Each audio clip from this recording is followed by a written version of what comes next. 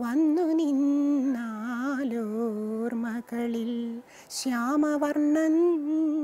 S Janaki, Sujatha, K S. Chithra തുടങ്ങിയവരുടെ ശബ്ദത്തെ അനുകരിച്ചാണ് 90കളിൽ ശരത് കൊല്ലം എന്ന കലാകാരൻ പ്രേക്ഷക ശ്രദ്ധ പിടിച്ചുപറ്റിയത്. വിദ്യാർത്ഥിയായിരിക്കുമ്പോൾ തന്നെ മിമിക്രി വേദികളിൽ സജീവമായിരുന്ന ശരത് കേരളത്തിലെ ഒട്ടുമിക്ക മിമിക്രി ട്രൂപ്പുകളിലും പ്രവർത്തിച്ചിട്ടുണ്ട്.